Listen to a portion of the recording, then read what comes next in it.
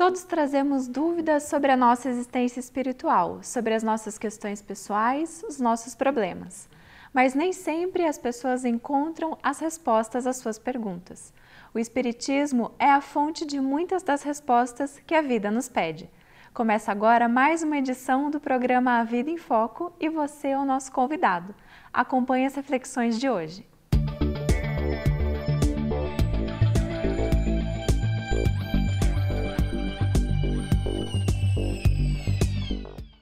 São muitas as expressões virtuosas que o espírito pode manifestar.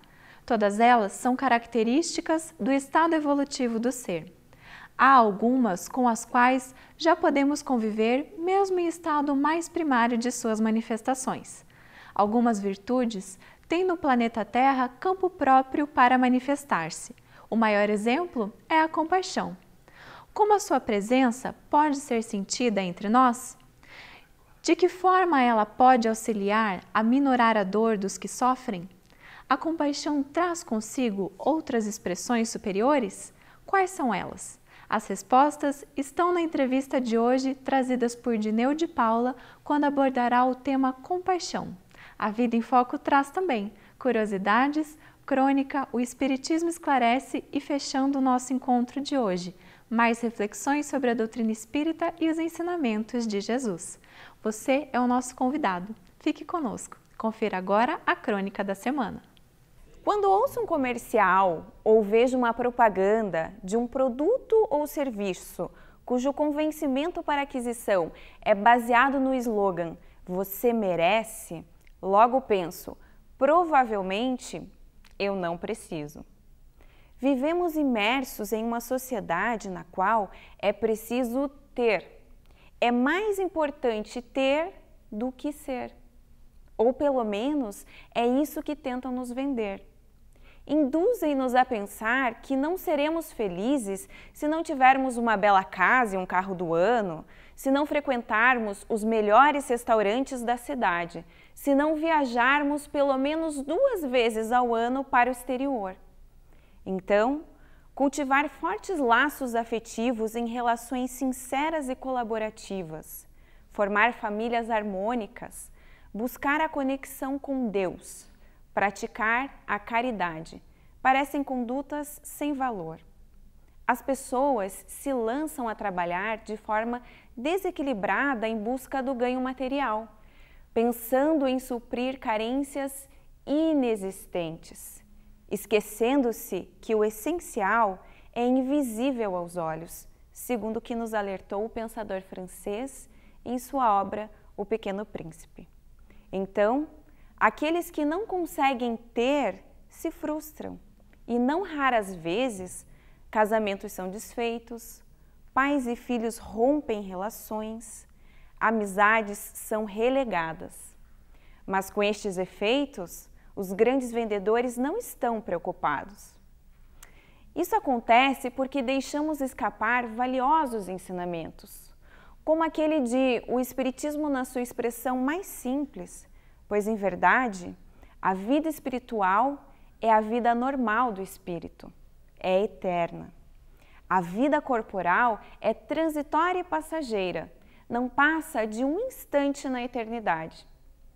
A importância que o homem liga aos bens temporais está em razão inversa da sua fé na vida espiritual.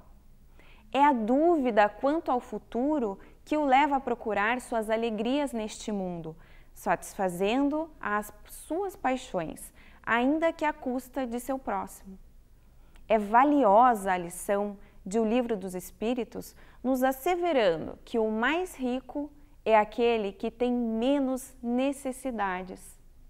Que há muitos desenganos se poupa nesta vida aquele que sabe restringir seus desejos e olha sem inveja para o que esteja acima de si.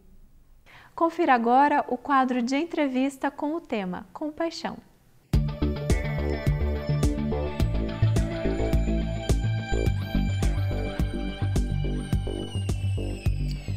Olá, amigos.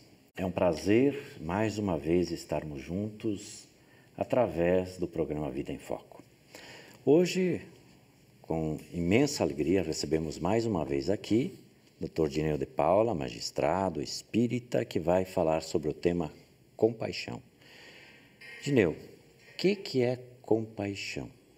Daniel, em termos de doutrina espírita, há uma mensagem muito interessante a respeito disso, que ela está no Evangelho segundo o Espiritismo, no capítulo 13. É uma mensagem ditada pelo Espírito Miguel e se chama piedade. Como você sabe, piedade é uma expressão que tem mais de um sentido e pode significar devoção religiosa, unção, fervor e também compaixão. E nesse caso específico, o Espírito adota o termo piedade no sentido de compaixão.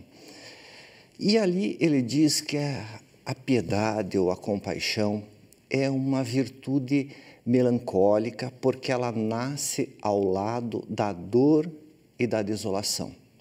Então, é o sentimento de tristeza que eu tenho ao lado da tristeza do outro. Então, é a minha capacidade, a minha sensibilidade para ficar triste ao lado de alguém que está triste, certo? Mas isso é só, digamos assim, um primeiro componente, que seria esse sentimento meio desolado, entende? Alguém está triste, alguém está sofrendo e eu não consigo ficar indiferente. Eu sou tocado profundamente em meu sentimento. Pelo que você está dizendo, então, é um sentimento construtivo, não é um sentimento de desconstrução, destrutivo pela sua expressão em si mesmo. Não, de forma alguma, até porque não é aquele tradicional ficar com pena. Sim. Ah, eu estou com pena, não posso nem ver, tá? Justamente porque ele tem dois elementos. O primeiro é esse do sentimento de tristeza pela tristeza do outro, e o segundo, que é a vontade de livrar o próximo do sofrimento. Então, num primeiro momento, eu sou tocado em minha sensibilidade pela dor do outro, pela tragédia da vida do outro, e automaticamente brota em mim o desejo intenso de ajudar, é a vontade de livrar o próximo do sofrimento. Então, seria este o contexto da compaixão. E qual é a importância, Dineu, da compaixão, desse sentimento que carrega um sentimento nobre, inicialmente? Esse é o princípio, né? Com certeza, é meio triste, sim, né? Mas é evidente que o espetáculo da dor do outro não deve causar alegria, né? Se causar alegria, eu estou com um problema sério de sentimento. Tá? Nessa mensagem tem uma afirmação muito interessante em que o Espírito diz que a piedade ou a compaixão é o melancólico mais celeste, precursor da caridade. Então, ele prepara a alma para a prática da caridade. É muito conhecida a primeira epístola de Paulo aos Coríntios, em que ele destaca a importância de três virtudes. Ele diz: subsistem a fé, a esperança e a caridade, mas a mais excelente é a caridade. Então, veja, a caridade é a virtude por excelência. Kardec nos ensina, notadamente no livro O Céu e o Inferno, que a felicidade da alma, do espírito encarnado ou desencarnado, se relaciona ao seu nível de virtudes. Então, quanto mais virtuoso é o espírito, mais ele é feliz. Quanto mais vicioso, mais ele é infeliz. E isso é possível ver no dia a dia, corriqueiramente. Uma pessoa que é fofoqueira está sempre em volta com malquerença, entende? Uma criatura gulosa está sempre passando mal, certo? Então, veja, a caridade, ela é a virtude por excelência. Tá? E lembrando, então, que Jesus diz que o reino dos céus não vem com aparências exteriores. Então, essa capacidade de se entristecer com a tristeza do outro e ser tomado o desejo de ajudar é que vai abrir as portas da caridade, que é a virtude por excelência, ou seja, vai preparar as portas para a felicidade, não a felicidade do bruto, de desejos satisfeitos, mas uma felicidade de alguém que se sente útil, uma plenitude íntima. Nós sabemos que o termo caridade, muitas vezes, ele é mal compreendido. De fato. Fica muito focado na esmola, né? E justamente para evitar essa visão errada é que Kardec cuidou de elucidar isso. Na questão número 886 do Livro dos Espíritos, ele indaga a espiritualidade superior qual o sentido da caridade, segundo o entendimento de Jesus. tá? Não é o entendimento de qualquer um. Qualquer um. Exatamente, é o sentido puro da caridade. E ali a espiritualidade menciona 3 virtudes: benevolência, indulgência e perdão. A rigor, essas 3 virtudes, elas envolvem todas as formas pelas quais o homem se relaciona com o seu próximo. Tá? O perdão estaria ligado ao sentimento. Veja, alguém está em estado de desequilíbrio e me agride. Então, pela capacidade de perdoar, de sentir perdoando, o homem impede que o mal que há no mundo e que se revela na conduta equivocada do outro penetre o seu mundo íntimo, na forma de mágoa, de rancor. Então, nesse primeiro contato, como eu sinto o equívoco? Eu sinto perdoando, tá? Se refere ao sentimento. Só que o meu processamento não se esgota nesse sentir. Eu também vou refletir. Perfeito. Eu vou pensar depois a respeito do que aconteceu. E daí é que surge a indulgência, que se refere a como eu reflito a respeito das ocorrências do mundo. E daí, pela indulgência, eu busco valorizar o bem em vez do mal. Então, eu procuro refletir que a pessoa foi legal comigo a vida inteira e errou um dia. Ou que ela não estava bem, que ela teve um problema. Então, eu reflito valorizando o bem em vez do mal. E, finalmente, pela beneficência, eu faço todo o bem possível, mesmo para quem me fez mal. Então, nós vemos que a caridade é uma opção declarada pelo bem em sua vida. Tá? Eu sinto perdoando, o mal não entra. Quando eu reflito com indulgência, valorizando o bem. E, ao mesmo tempo, quando eu ajo, é o bem em minhas mãos. E é isso que a compaixão, ela vem viabilizar no sentir humano. Ela prepara a alma para essa vivência. Ok. Dineu, uma pergunta. Nós vamos para o intervalo, mas quero que você responda como a compaixão ajuda a desenvolver a caridade. Já voltamos. A Vida em Foco vai para um curto intervalo e logo voltaremos com a programação. Não saia daí.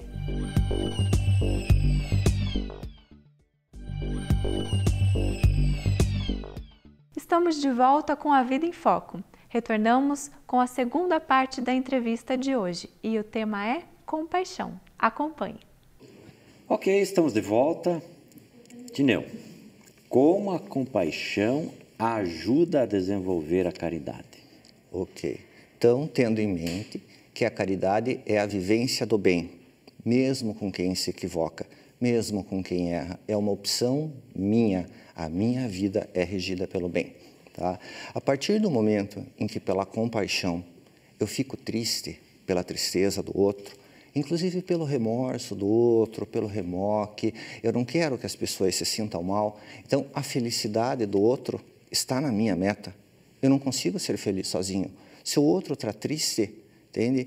Eu estou triste junto. Então, isso é o começo do combate ao egoísmo, propriamente dito. E é sabido que o egoísmo ele é uma exacerbação, seja um acréscimo, uma multiplicação do instinto de conservação, que é muito forte nos animais, só que nos homens já não faz mais tanto sentido. O problema é que o egoísmo ele gera alguns vícios que dificultam muito a vida de relação, entende? Porque o egoísmo, como é um acréscimo do instinto de conservação, é eu buscando ficar bem, só que às vezes é esse ficar bem a qualquer custo. Então, um dos vícios que o egoísmo faz surgir é a severidade, entende? Qualquer pessoa que se atrapalha, que atravessa o meu caminho e me causa algum mal, eu quero que ela sofra consequências dolorosas, entende? Eu rompo amizades, eu sempre dou o troco de tudo, e é uma coisa que se pode ver até no contexto da sociedade, por exemplo, as pessoas que cometem algum crime, tá? Em geral, há um clamor social que não se satisfaz pela pessoa ser segregada do convívio social, porque ela está representando um perigo, e isso é real.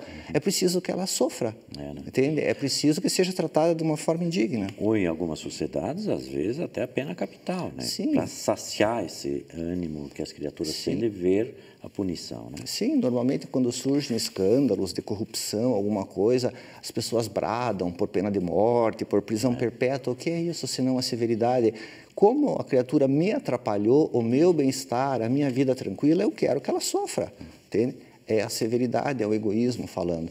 E um outro vício que o egoísmo engendra é a indiferença, tá? Digamos, é muito chato ter notícia ruim o tempo inteiro, é chato você ver crianças de rua, é chato você conviver com pessoas que têm problemas psicológicos. Então, eu me afasto, entendeu? Eu faço de conta que não vejo, eu vou me trancando num muro de egoísmo, certo?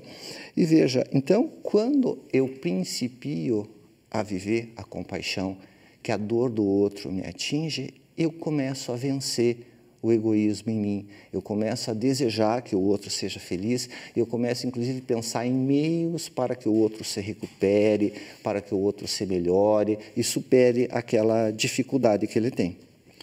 Esse sentimento de se importar com a dor do outro, Dineu, já é um sintoma da evolução do próprio ser, que ele se incomoda, ele se perturba em ver que o outro também sofre, porque de qualquer maneira ele é atingido, já é sintomas de que a gente se incomoda com o mal-estar dos outros e a gente busca coletivamente uma solução para os dramas da criatura humana? Eu creio que sim, a capacidade de ter empatia, né, de se colocar, porque a rigor a humanidade é frágil, entende? Todo mundo erra. Todos nós somos. Com exceção de Jesus, quem na Terra passou incólume? De vez em quando alguém pisa na bola, nós pisamos na bola. Então é preciso. Emmanuel, ele afirma que para ter compaixão é preciso ter compreensão. Então, para compreender alguém, eu preciso prestar atenção na pessoa que erra.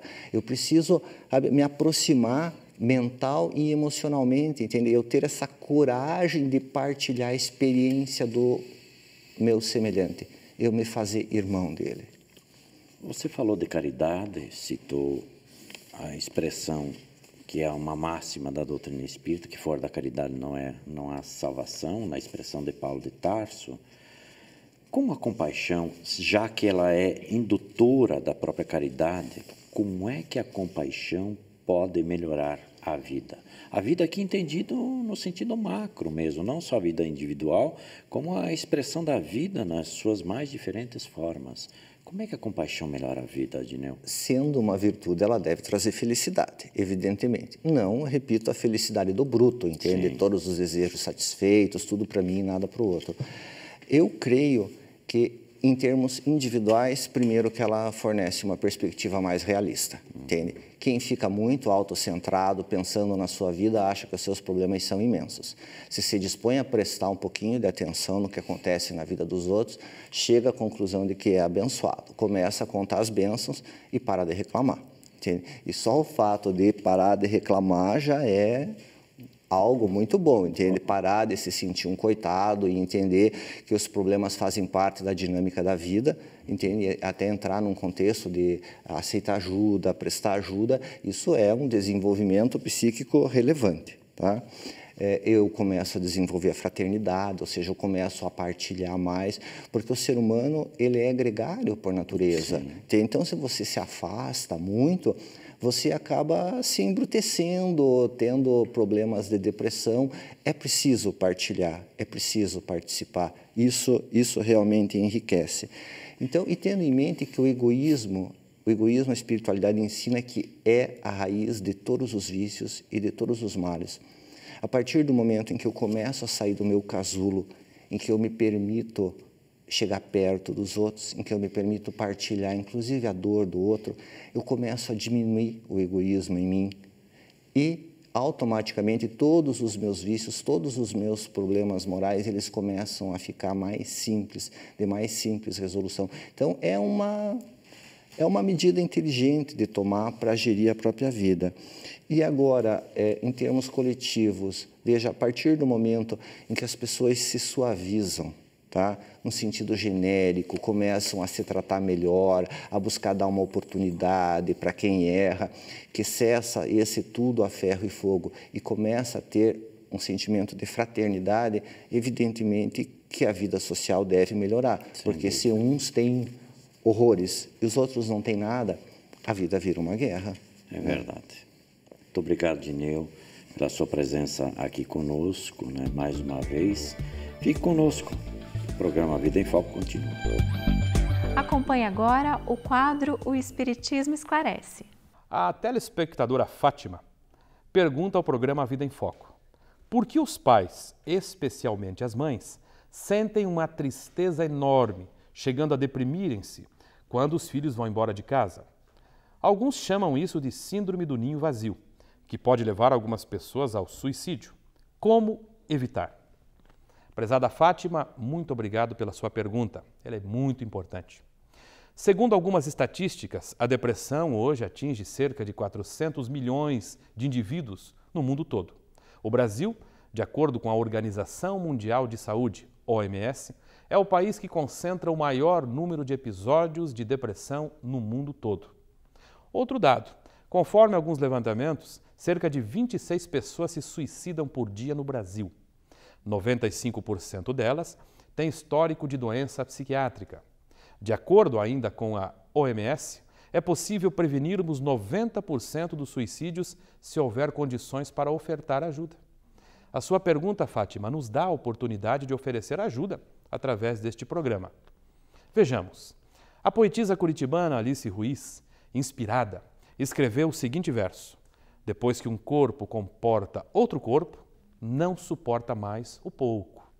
Ser mãe é uma experiência que pode colocar o espírito que estagia na condição feminina em contato direto com o amor de Deus, isto é, com o amor em sua plenitude. Como bem dizia o espírito Emmanuel, que foi orientador espiritual do médium Chico Xavier, a maternidade é um segredo entre a mulher e Deus. Dar-se, renunciar a quase tudo, sacrificar-se, ser capaz de entregar a própria vida por um espírito que ela recebe na condição de filho, é permitir que o amor de Deus lhe tome o coração e vaze por ele em forma de proteção, de cuidado, de carinho, de orientação segura. A nossa cultura, por sua vez, assentada ainda no materialismo histórico, fez com que polarizássemos todo esse amor apenas nos filhos de nossa carne, traduzindo a crença de que família é tudo. É como se o amor que deixamos passar por nós deva ser direcionado exclusivamente aos filhos da nossa carne, aos de nossa casa, esquecendo-nos de tudo mais à nossa volta. Quando, se me permitem dizer, esse objeto de transferência do amor se vai, parte para suas experiências distante dos pais, é como se essa ponte, o nosso coração, perdesse a sua função. Com isso, vem a sensação de vazio, de perda de alegria, de ausência de sentido para a existência, que muitos chamam de síndrome do ninho vazio e que pode levar vários de nós à depressão. O que fazer, você me pergunta? Eu convido você, pai e mãe, a uma reflexão também. Quantas crianças não haverá ao nosso redor, pelo mundo, pedindo um pouco desse amor que neste momento está batendo a porta do seu coração, pedindo passagem? Que todo o amor que dedicamos um dia àqueles que nos vieram como filhos queridos e que se foram, possa encontrar espaço em nós e nutrir aqueles outros abandonados e negligenciados que pedem uma simples migalha da nossa atenção, do nosso afeto. Que a sua semana seja repleta de alegrias. Acompanhe o quadro Aprendendo com Kardec, com a participação de Cosme Massi.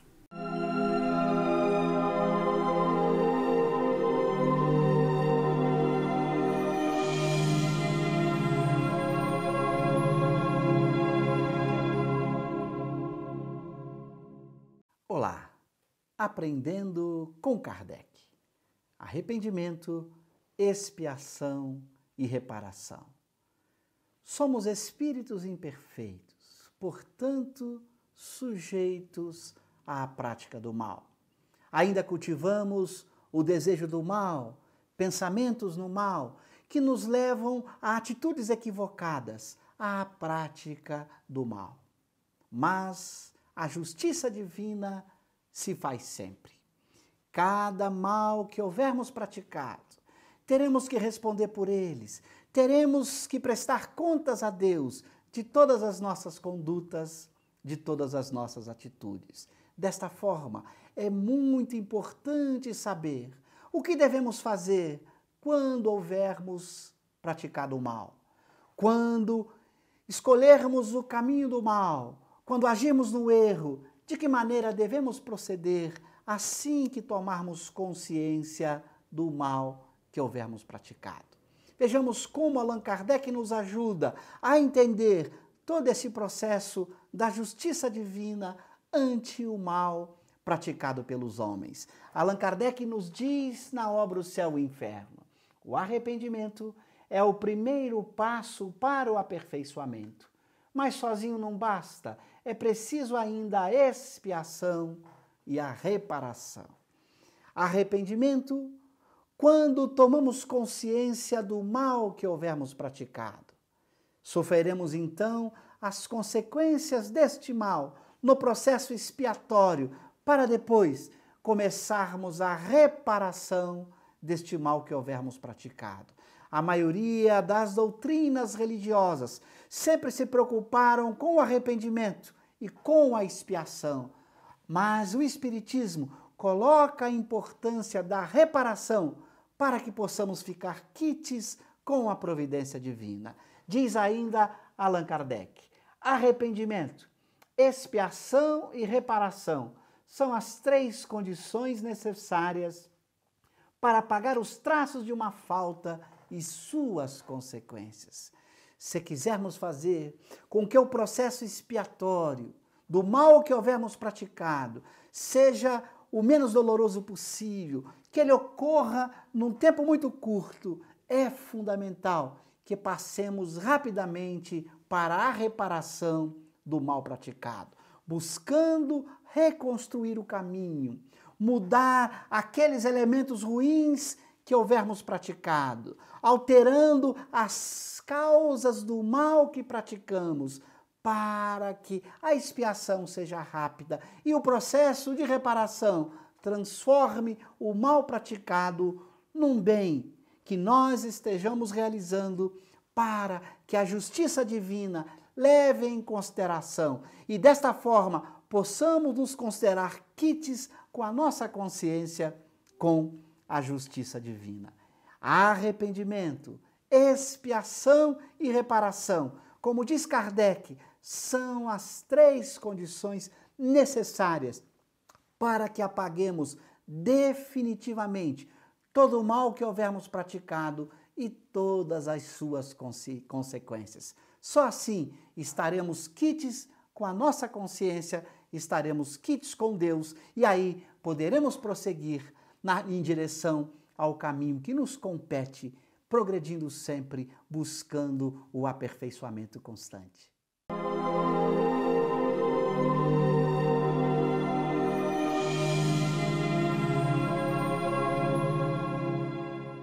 A Vida em Foco volta na semana que vem com mais novidades. As suas sugestões são muito importantes para o nosso programa e você pode enviá-las para o e-mail contato@vidaemfoco.com.br. Se você perdeu alguma edição anterior do programa, acesse o site www.avidaemfoco.com.br. Curta a página no Facebook A Vida em Foco e acompanhe a produção do programa. Obrigada pela sua companhia, nosso desejo é de uma ótima semana e aguardamos você no próximo programa. Até lá!